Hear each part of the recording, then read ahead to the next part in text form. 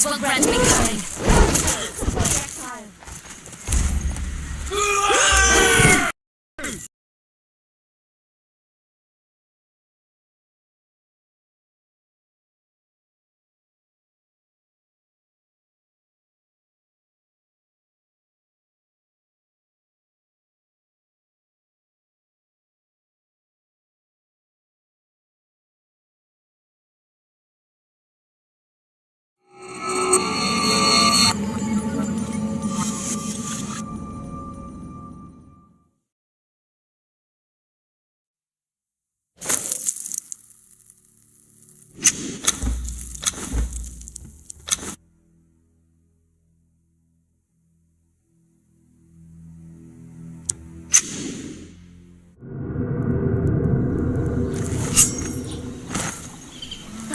Serpent invaders!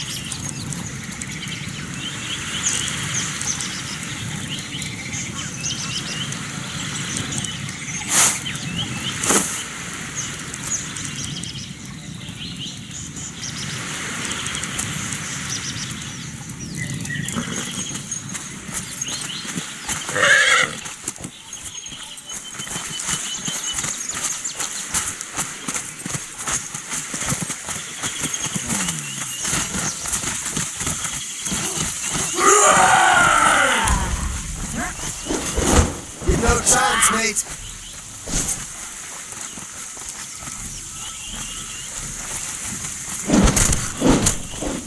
Monkey, mate.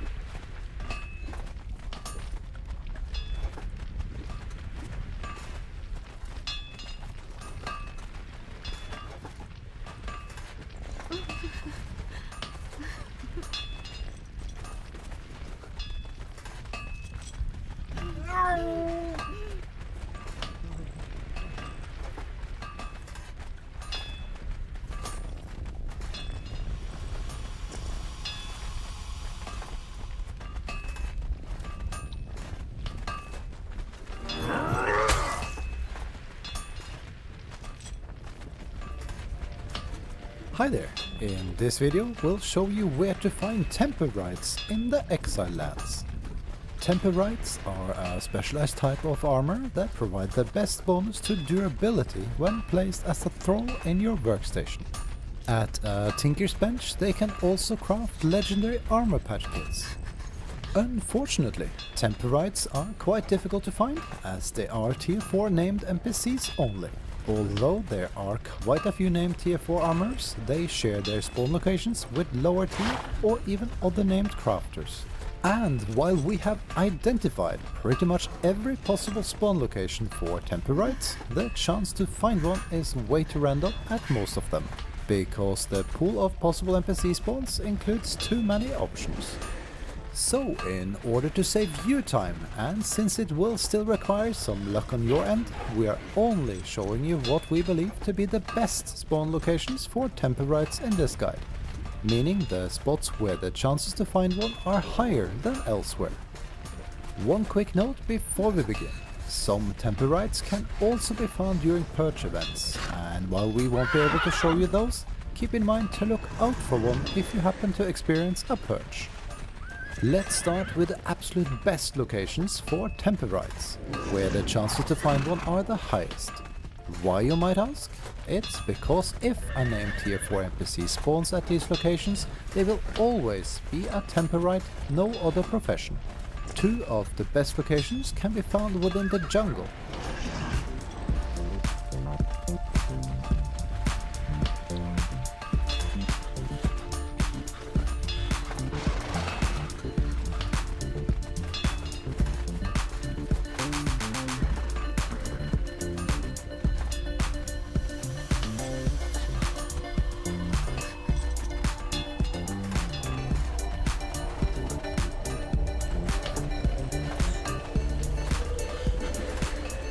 Another one of the best locations is on the southern edge of the Crown Grove.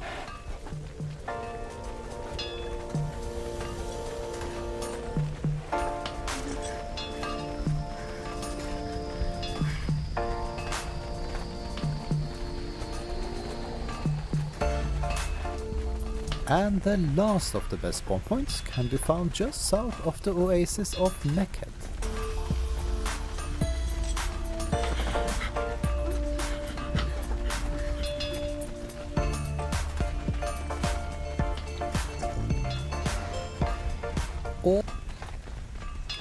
All of the following locations are the second best locations for Temperites we have identified.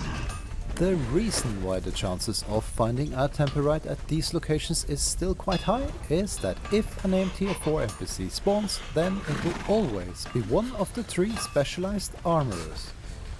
It might still take you a while to get your Temperite, but at least the pool of possible spawns does not include any other crafters, which increases your odds of finding a Temperite greatly. Let's begin with desert locations, which increases your odds of finding a Temperite greatly. Let's begin with desert locations.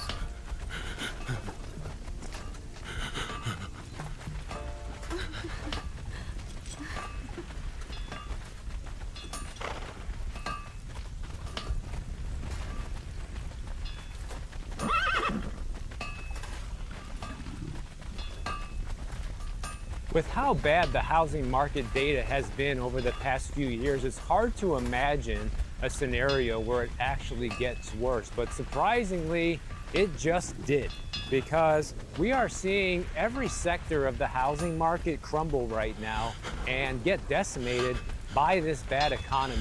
We just got some recent real estate data from Adam, and they found out that in the first quarter of 2026, lending of all different types of loans. We're talking HELOC loans, purchase loans, refinance loans. Everything is crashing right now because people are not buying homes, and a lot of people who already took a lot of those HELOC loans and things like that already have them, and they're tapped out. In the first quarter of this year, there was about 1.57 million mortgages secured by residential property owners, and that's down 13% from the previous quarter, but it's actually up 5% from a year earlier. And while you might say, well, that year-over-year number is still positive, Michael, don't get too excited, because when you look at this chart here, going all the way back to the year 2000, you can see that home purchases haven't been this bad, at least going back 12 years ago. And 12 years ago, the housing market was still on its last leg of recovery coming out of the 2008 housing market crash. And when we just look at home purchase lending, that was the largest contributor to this overall lending downturn, guys. Purchase loans fell 19% from the previous quarter, and that made it the lowest quarterly reading going back to the first quarter of 2014. So like I said, after we were kind of coming out of the 2008 housing crash. And it's not just purchases. We also have refinancing and home equity lending all posting declines from the previous quarter. So the housing market is basically dead in the water right now. We only see a very small percentage of people buying homes right now because that's the only people who can actually afford to buy homes right now. And we'll talk a little bit more about that later. Also, total residential lending declined quarter over quarter in 96.5% of the 200 metro areas that was analyzed by Adam data. That's almost everywhere, guys.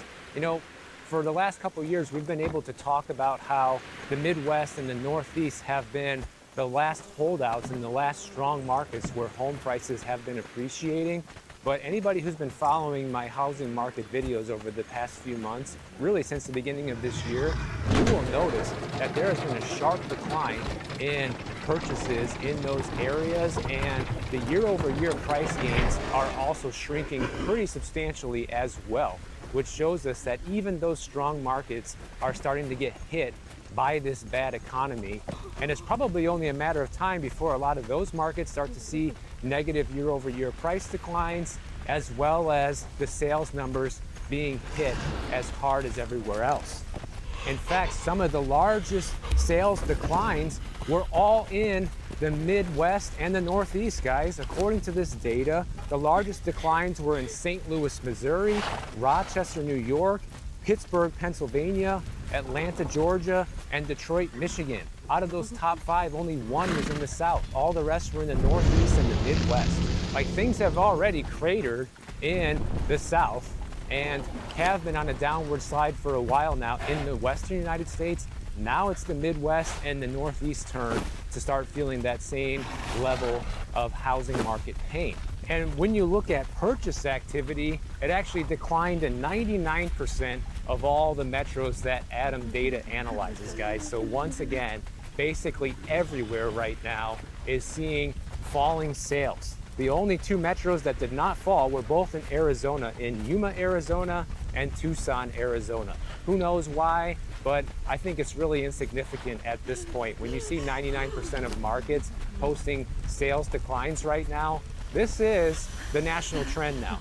You know, real estate is still local. I'm not arguing that it isn't. You know, housing market data is still highly dependent on what's happening in your local market. But for the first time in a while now, we're starting to see some real national trends with seeing these sales numbers decline as heavily as they are. Same thing with refinancing and home equity lines of credit. Refinancing activity fell 7% quarter over quarter, and HELOC lending also slowed down 12% from the prior quarter, but still up 4% year over year. FHA loans, they actually just fell to a 5-year low. And this doesn't surprise me at all because FHA borrowers are usually people who have the least amount of money, guys. Like, unless you're strategically using an FHA loan to do the BRRRR strategy and move into a house and renovate and then, you know, abandon it in a couple of years and rent it out and all that sort of investor activity, then typically the person who's getting an FHA loan is somebody who basically has no money. Because if you're going to put only a 3.5% down payment and try to get home buyer grants and incentives to buy a house, well, the only reason that you would be doing it and the only ways that you can qualify for a lot of those incentives is if you are on the lower income spectrum of things. But FHA loans only accounted for 9.6% of all residential originations in the first quarter, which is the lowest share in 5 years. And at the same time, we have been seeing mortgage rates go nowhere but up over these past couple of months, especially since the war in Iran started. Right now, 30-year mortgage rates are sitting around 6.5 to 6.6%, which is the highest we have seen in quite some time. And I have been telling you guys that this is going to be the trend moving forward. Until housing affordability is restored in a meaningful way, this is what you're going to see. You are going to continue to see this scenario where the sales volume just continues to drop, guys. I wouldn't be surprised with the state of affairs right now, with how bad inflation is, the war that's going on, how high gas prices are, how high the treasury yields are going right now, how high the cost of living has gotten in general. I wouldn't be one bit surprised if we continue to see sales volume drop indefinitely in the housing market for the foreseeable future, meaning like at least the next 2 or 3 years, maybe longer. Because even if we come up with some magical solutions to dig ourselves out of this horrible economic situation that we're in, it is going to take time to see some meaningful recovery.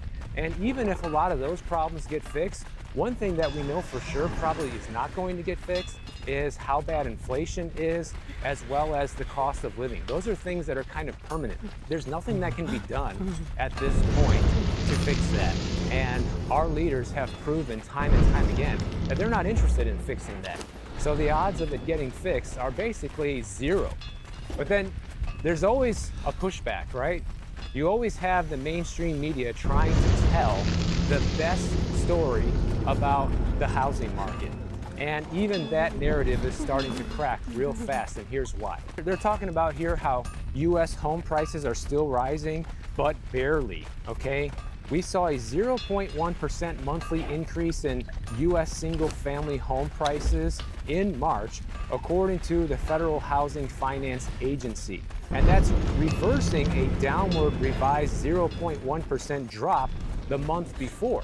So if we saw a 0.1% drop the month before and a 0.1% gain this most recent reading, that's essentially nothing. It's a 0% drop or gain, which means home prices are remaining flat on a national basis according to federal data. And with a CPI reading at 3.8%, essentially your home is losing at least 4% of its value right now in 1 year, just adjusting for inflation, even if the actual sale price of the home went nowhere. And that's bad news, right? A lot of homeowners don't want to hear that, especially since so many people have bought into the lie over the years that housing's a great investment, it never goes down in value, and this is what rich people invest in order to get rich. But the reality is, with how much prices went up, that was never going to be sustainable. And anybody who thought that it was is really just kidding themselves. Even over a year's time frame, when you look at this FHFA data, home prices went up 1.7% on a national basis, median home price, guys. And what do we know that's happening right now? Most of the sales that are taking place are in the $500,000 or more category, which is unattainable for more than 80% of Americans. So that's, once again, shows us that it's only the wealthy and the well-to-do buying homes that's barely inching up this median national home price. But if you actually dig a little bit deeper into this data of where the prices are increasing the most, it's typically in areas where home prices are not that expensive compared to somebody like Miami or New York or LA or really any of the big metros. In fact, Elgin, Illinois, guys, that saw the highest annual gain at 10.8% increase year over year. And then on a statewide basis, Illinois was the leader at 7.3% appreciation, Alaska at 5.5%, and Vermont at 4.9%. And most of those increases are barely beating inflation except for Illinois, but Illinois is still one of the most affordable states to move to in the United States in terms of home prices, not the overall cost of living, because the taxes there will absolutely kill you, both property taxes and state income taxes, which are going nowhere but up. And today I'm walking down North Bay Road, and at the moment I am at the intersection of 44th Street. But the real reason that all of this is happening is because pretty much all of the homes that are hitting the market right now are outside the price range of about 80% of home buyers. They keep saying that there's a housing shortage, which is absolutely not true. It's just that the homes that are for sale are more expensive than what most people can afford, and a lot of people don't want to admit that. According to Realtor.com, about 75% of the homes that are listed for sale in the United States right now are unaffordable for the average American. They say we have too much inventory available that's concentrated at higher price points, which leaves a shortage of options for entry-level and middle-income buyers. And I believe that's what's been happening to a very high degree over the past 5 years or so. We have seen a shortage of affordable homes for sale. Now, there are still a lot of affordable homes in the Midwest and in a lot of the home builder communities, but they do come with major trade-offs like construction defects, poor build quality, as well as living in the freezing cold Midwest in high-tax states. So there are a lot of drawbacks to these lower-priced homes, no doubt. But middle-income households that earn about $75,000 to $80,000 a year can now afford less than a quarter of all the homes that are listed for sale in the entire country, guys. They say that we would need about 311,000 more homes for sale that are listed under $261,000 in order for the housing market to be more balanced for middle-income families. So when they talk about there being a housing shortage, this is usually what I think they're referring to, because the whole narrative that we need to build 4 million more homes to have a balanced housing market is a bunch of baloney. It always has been. That number is highly inflated and very fake. Even Realtor.com is admitting here we only need 311,000 more homes that are under 261K to balance things out. And you know where we're going to get that inventory from, right? It's going to come from homes that are already listed for sale right now that are not selling for $350,000 or $400,000 because that's what they sold for 3 or 4 years ago. You know, those are the houses that are going to end up being the homes that cost $250K or $275K in the next couple of years as sellers need to offload these properties, probably for a loss. And the chief economist at Realtor.com is finally starting to understand what the true picture of how things look right now. She says, until the supply of entry-level and middle-market homes grows to meet the demand, many buyers will continue to find the market out of reach despite seeing the headlines of improvements in affordability and inventory. And if you think about it, that's exactly what we've been seeing. We've been seeing a lot of good news regarding the housing market over the past year or so with how much affordability has been improving. But the reality is it just hasn't been enough for the average buyer to actually be able to jump into the market. And the reason why the Midwest, particularly states like Illinois and Indiana, Wisconsin, Iowa, Missouri, places like that are still seeing some decent sales figures is because that's where these markets are the most balanced, where the listings that are listed for sale are largely still affordable with the local incomes, which is becoming a very rare thing throughout the United States anymore. You know, it used to be when housing was affordable that somebody would only have to spend 3x their annual income on the purchase price of a home. Now in many parts of the country, it is 5x or more, which is historically unsustainable. And this is how we know this situation is going to continue to deteriorate. We're going to see less homes being sold and more homes cutting the price if they want to get it sold. Meanwhile, at the higher end of the market, we're talking $500,000, $700,000 and up, is probably going to continue to see strong sales because people who are buying those homes are actually doing pretty great right now. With how bad inflation has been, asset values of people who are buying these homes have never been better. So that's not deterring people buying those homes, guys, but you have to understand it's only a very small percentage of the population, 10% or so, who can actually afford that. It's not really a big surprise that people can only afford about 23% of the listings that are out there for sale. Here's a couple other interesting anecdotes about real estate right now.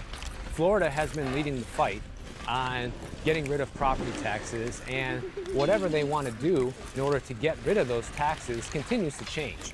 And I just read a story today that is talking about Governor Ron DeSantis here in Florida's most recent plan, and that would be to basically increase the homestead exemption substantially. Right now, the standard homestead exemption in Florida, I believe, is at $50,000. What he wants to have on the ballot in November is to increase that homestead exemption to $250,000, which he says would eliminate property taxes for 60% of Florida homeowners, which is very good news, obviously. And if your property is worth substantially more than that, you're still going to be seeing a discount on property taxes. It won't be eliminated, but you'll be seeing a discount. And then he says if they're successful at getting this passed in November, the next step would be to raise that homestead exemption to $500,000, which would be pretty amazing, guys. And if that actually happens, that would eliminate property taxes for 92% of all Florida residents. Although one thing that's not discussed in here, once again, is are school taxes going to be eliminated? My guess is probably not, because all the proposals that I have seen regarding this so far do not include cutting school taxes in any way. So even if you have 100% exemption due to the homestead exemption, you are still going to probably have to pay school taxes. And I think that's a big problem because of everything we've discussed in the past on this channel. Most of the property tax money that is considered to be stolen and squandered is actually because of the school systems. I'm not going to get into that now. I've made prior videos about that. In fact, I'll link one down below for anybody who doesn't know about this already for you to go check out. But I would still say that is much better than doing nothing like what most other states are doing and just letting property tax bills continue to price people out of their own homes that they have had fully paid off for years and are being forced to move out of because they can't afford the taxes, which is just criminal. So I think this is definitely a step in the right direction, even if it doesn't eliminate the bill entirely. And one more thing that I want to go over with you guys is the other day I made a video talking about the condo market and how nobody wants to buy these condos anymore. And I wish I had this story available to me when I made that video, but it came out like a day later. So I want to just throw this in here, which is that we are now seeing condo prices in some parts of the country drop by as much as 33% from their peak values back in 2021 and 2022. That is a crash, guys. You know, people have been saying that there's been no real estate crash, but yet we have seen plenty of housing markets where you're seeing entire metro areas where home prices have already come down by double digits in the past few years, which I consider that to be crash territory. And now we're talking about condos in some areas crashing by as much as 33%. No doubt that is a housing crash. Whether you want to label it that or not, that's your choice, but in my book, it is. But at the same time, a lot of these markets that actually are crashing saw their prices go up, 50, 60, or 70% between 2020 and 2022. So yeah, it exploded way more than it's actually coming down by. So that's why a lot of people don't want to call this crash, because the prices are not coming down below where they were before they started increasing. And I understand why people want to say that, but the reality is a 30% crash in prices is a 30% crash in prices. And because inflation is much worse now, I would say if you adjust that for inflation, a 30% crash in prices in 2026 is more equivalent to a 40 or 50% decrease in prices when adjusted for inflation because of how much the cost of living has gone up. I'll scroll through on the screen here some of the places that have been hit the hardest, guys. Right here in Florida is ground zero. Cape Coral, Florida is 33% down. Oakland, California is down 31%. St. Petersburg, a lot more Florida and Texas here on the list. Even Detroit, Michigan, almost 20%. Colorado, you got 17% in there. A North Carolina city, you got Seattle, Washington down 15%. And then a ton of other metros here that have gone down in the 14 to 12 to 9% range. And of course, because I live in Miami and I own a condo in Miami, I was curious to see where Miami is on the list. Condo prices in Miami have come down about 8% since 2023. And this is for a lot of different reasons, guys. I've gone over how much the expenses to own a condo have gone up recently. That's probably the biggest reason that we're seeing this happen.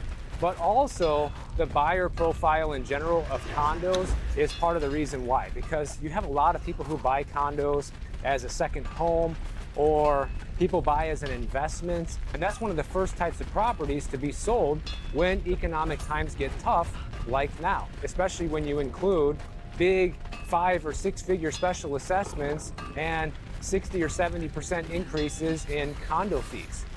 So essentially these properties are non-essential for a lot of people who buy them because they're either a second home or an investment that they can easily part with because they're going to sell that before they sell their primary residence. And here's the other thing that really can make condos worthless or extremely valuable that doesn't get talked about a lot, which is the land that the condo sits on. Because when you own a single family home, the bulk of the appreciation that you see on your home is coming from the land that it sits on. The house and the structure itself is a depreciating asset. That's why you can do depreciation on your tax returns, because every year that building is worth less and less, even in the eyes of the IRS. So when it comes to condos, the land that a big condo building sits on can be very valuable, but each condo owner only owns a small part of it, and the rest of their investment is in the building. So you don't get nearly as much of the appreciation that a single family homeowner would get. However, there is a little caveat to that, because it really depends on where the condo sits, right? Like in my case and a lot of other people here in Miami, I own a condo that's on the ocean. And even though it's expensive to maintain, more than a condo that's not on the ocean, the land is also a lot more valuable to a potential developer who might want that condo in the future. So one thing that they fail to mention here is even though condo values can depreciate more than single family due to not owning all of the land underneath it, something else that doesn't get discussed is depending on where the condo sits, it can actually make you an incredible amount of money if the condo were to be sold to a developer. A lot of people in Miami have cashed out on that and have gotten way over market value of what their condo would have sold for on the normal resale market. But if you just own a condo in the middle of Georgia somewhere, or even just the middle of Florida where there's no real value to that land, where appreciation isn't all that much, then you could see a situation where you're never going to see a large amount of appreciation with that property. And also you got to remember, it's not always about how much money you're going to make when you buy a property, guys. At the end of the day, people are too worried about values nowadays and how much of an asset their home is. And a lot of people have forgotten that these places were built for people to live in, you know? That's why I bought my condo. It was for a place for my wife and I to live where we don't have to be threatened to move year after year. It wasn't so we could make a ton of money in real estate, you know? And I think that's something that a lot of people just don't think about anymore. And if you want to know more about the condo stuff, go back and check out my video I did a couple of days ago about kind of all the most recent pros and cons of buying a condo in this environment to see if it's the right move for you. But the overall picture of the housing market right now is that every single aspect of it is continuing to slip, guys. That's what the data is showing us month after month. Every month when I make these sort of housing market update videos and we see the latest data, all it continues to show is more and more weakness. But this is all very good news. This is not a bad news story, because this means that affordability is continually returning, even if it's very slow. It's obviously taking a lot longer for affordability to return than it took for it to go away during the pandemic. And that's simply because of how much money was injected into the economy. It had a very immediate boost effect, and that money is still out there. It's still in circulation. It's still in investments. So it's going to take a lot longer for things to correct, because as the economy continues to weaken and more sellers need to sell those properties, that's what's ultimately going to continue to drag the prices down. You can't charge people more for a home than they can actually afford to pay. That's just never going to work. And we're seeing that in action right now. So if you enjoyed this video, make sure you are subscribed to my channel. And if you don't want to wait for my next video to come out, check out this one on the screen right over here, and I'll see you in the next one.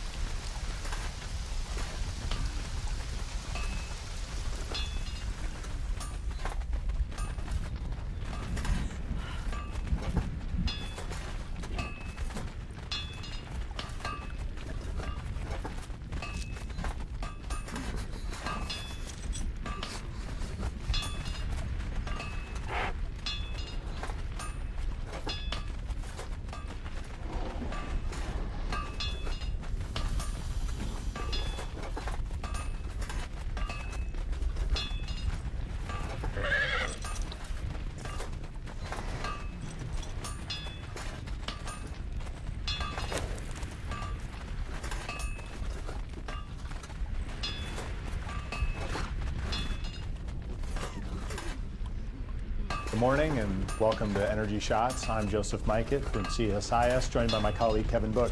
Good morning, Kevin. We are 9.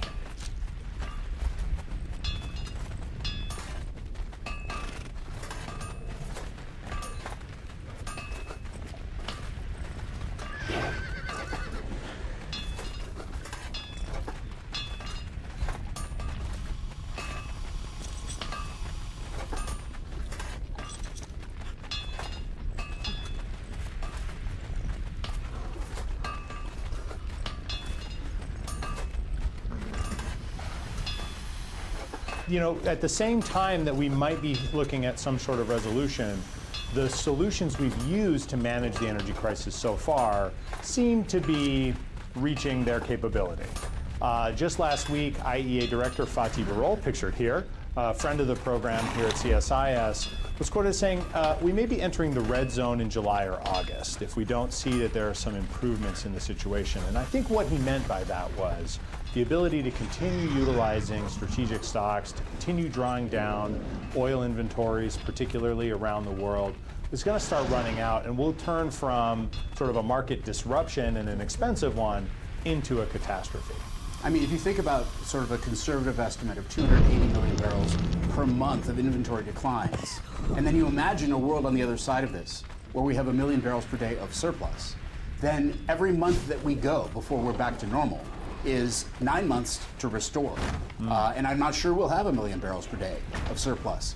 This is going to leave a mark. And so I think there's two ways to think about this, Joseph. Yeah. And maybe one way is to talk about the long term.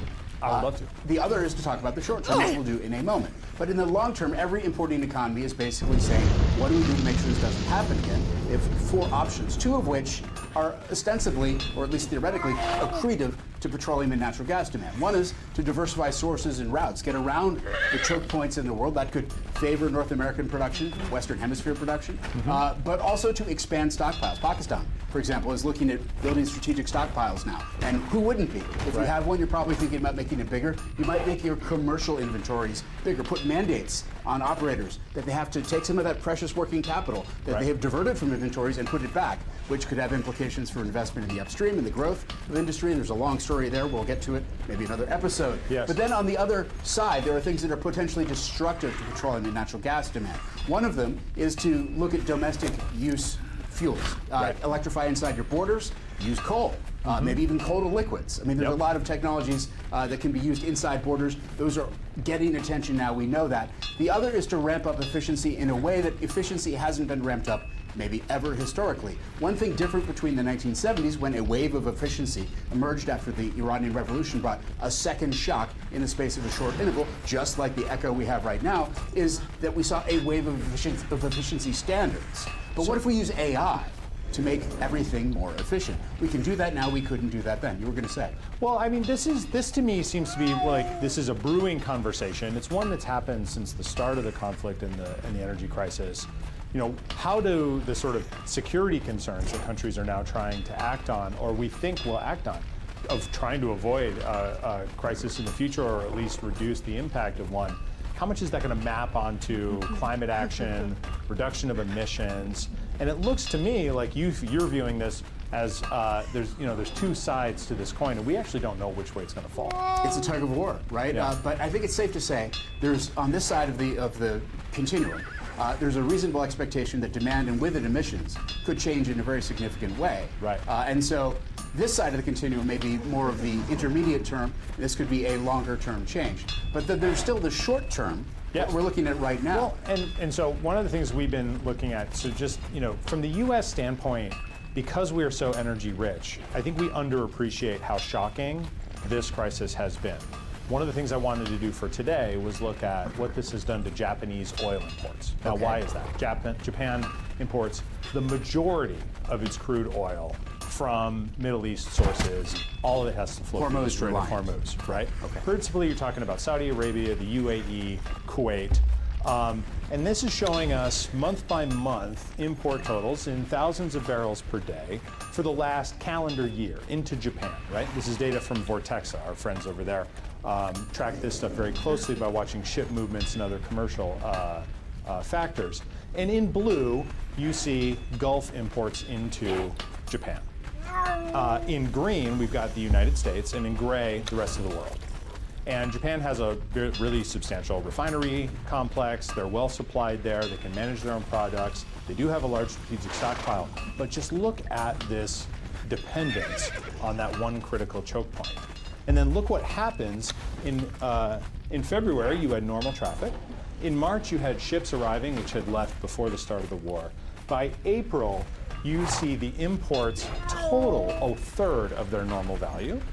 And you see only slightly marginal increases in proportion coming from the United States and other countries. This is an energy security challenge that a country is going to have to try to figure out how to manage if you want to avoid this kind of potential in the future. Now, Japan can weather that with efficiency measures by relying on strategic stockpiles, but those things aren't going to last forever. And so lots of countries around the world find themselves in a similar position, and they're having to figure out what to do. So when you talk about what they are doing, let's go through that. You've drawn this map before, Joseph. We've done this about before. The latest map update. This comes again from the IEA, who are tracking very carefully policy interventions from countries around the world trying to manage this crisis. Okay. I'm mapping here the union of all different consumer protections that have been applied over the course of the year. Now, if you start in Japan, where we were just looking at how shocking this is for their oil supplies, right. You've got a subsidy-backed price cap on oil that the government has instigated. Now, that's of course expensive, but it protects consumers.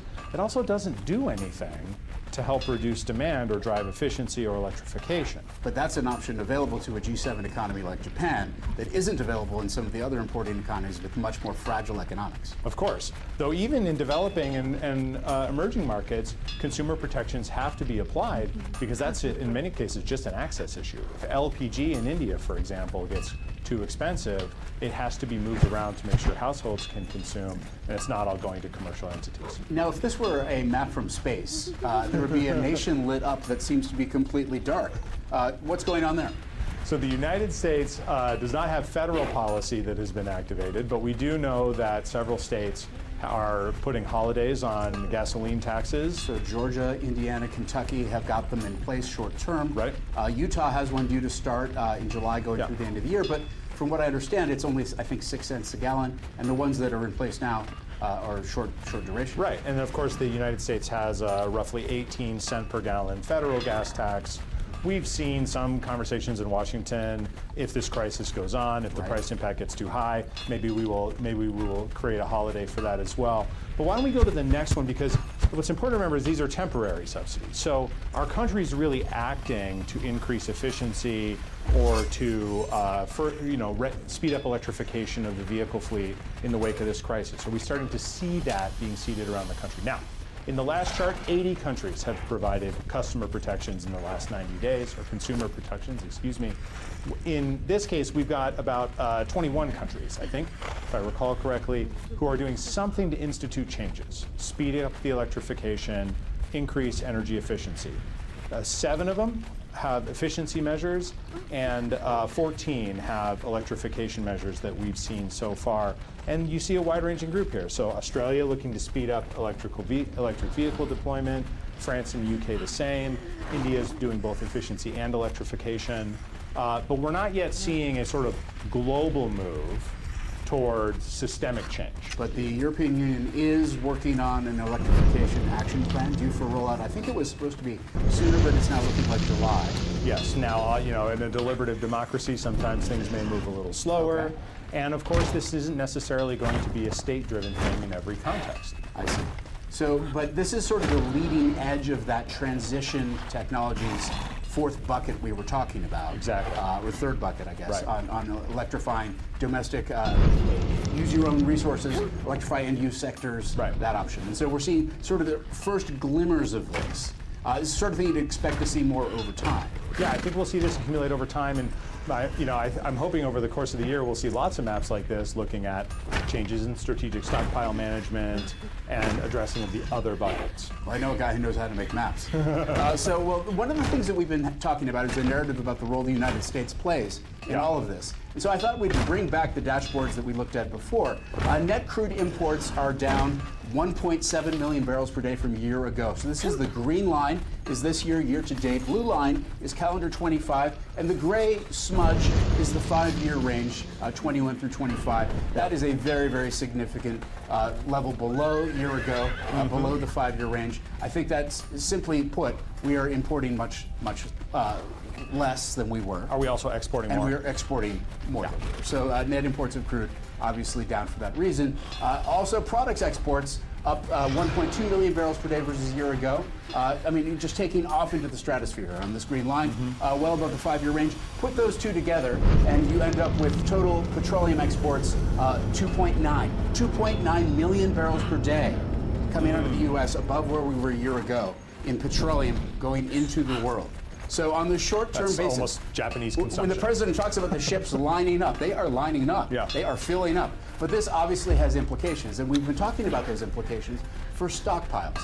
Now, refineries are doing everything they can to fill up the product stockpile. So if you look at, this is the U.S. national average refining capacity utilization. Again, green this year, blue is last year, gray is the range. You have Winter Storm Uri pulling down utilization, which is why you have that sort of negative spike in the curve. And we're up 4.3 percentage points versus a year ago for sort of the country writ large. If you dig into PAD 3, the Gulf Coast, so Texas, Louisiana especially, we're up 5.4 percentage points. Refineries are running very hard, Joseph. This is good.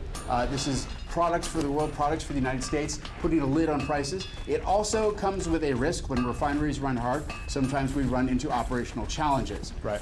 But then when we look at what the impact is of running as hard as we may be, our gasoline stocks, green line again is this year, looking down. We are down at 5%. Versus year-ago levels, below the 5-year range. That's definitely getting some attention. Distillate fuels, the things that move freight across the country, things that move the ships across the ocean. Likewise, it's a little bit hard to see in the green down there, but the green below the blue line last year, below the range, about 3%. And then if we look at jet fuel is soaring. We are producing jet fuel above year-ago levels, above in our inventories, above the 5-year range. And then when you ask, what about the crude stocks that are going into all this? They're roughly flat versus a year ago. So you can see that we are in the middle of the 5-year range. Now, the one thing I would say about all this is that when you look at inventory numbers on their own, and I say this over and over again in Energy Shots, a numerator without a denominator is the loneliest number. And so what does it look like if you look at the number of barrels you have in inventories against the demand you have for those barrels? How many days? How close are you to Fatih's red zone? Right. Well, let's talk about days of demand cover, the days of supply cover, depending on how you want to look at it. And by that metric, things don't look quite as dire. So the demand cover for gasoline, again, we're nearing the bottom of the range, but we're not below it. When we look at the demand cover for distillate fuels, you'll see a similar story. Sort of closing in on last year, that things do move up and down week for week. And of course, it would be unsurprising given what we saw about the jet fuel inventories, given the demand cover still sort of near the middle low end of the range. It's not quite as stratospheric as it looks because we are using a lot of jet fuel. And then of course on the crude, the underlying crude itself, what you see is that same sort of flat against a year ago, but near the bottom of the range. So when this comes to the question of what U.S. policy is doing, we can see U.S. as a sort of a supply source for the world. We can also see that here in the U.S., the inventory levels are getting low. The demand cover is getting tight, but not as tight as the inventory levels without that sort of rationalization against demand would imply. And this is where the policy questions that keep coming up. I'm sure reporters keep asking you, what do you think about export limits? We've had conversations all around town this week about that.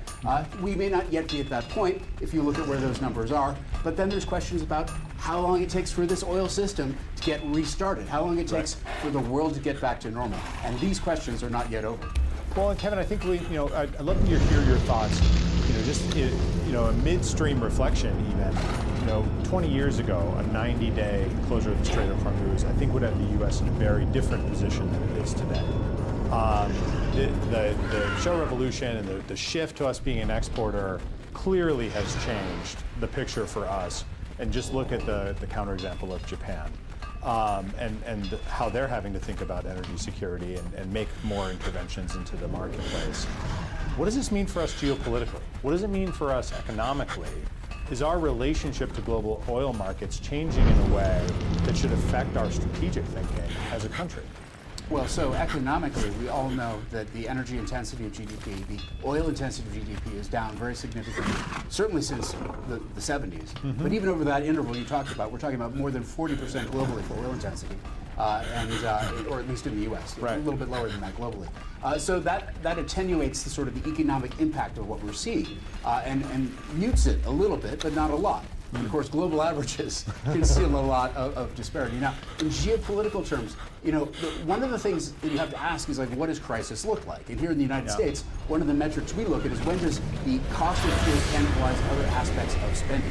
You can see the inflation creeping in, but the economics literature, which is, again, based on a time, when that elasticity, or when that intensity was much higher. Right. That economics literature says you start to see it in like 3 to 6 months. That's a very, very distilled version of a lot of very complex papers. But we're sort of in month 3 going into month 4 right now. Right. And I guess the question is whether we're going to see it here. The allies who are on our side on so many things are asking, where do we fit into this? Right. Now have new questions because there are some of them feeling it already. And based on Fatih Birol's comments that we started with, coming up really soon, and if you're near you, could be shortages or tightness. Yeah, so even a long-term resolution, it does seem the global markets are going to be roiled for at least the summer. Well, it could be a long summer of high prices and short tempers. Yes, I think so. Have we got anything more? Well, I think this is a good place to stop, don't you? I think so. Kevin, it's always a pleasure talking about this. Few colleagues who are joining us online and watching the program, thank you so much for your kind attention, for your comments and your questions. We do read them. We're trying to always improve, and we greatly appreciate that you spend your time with us.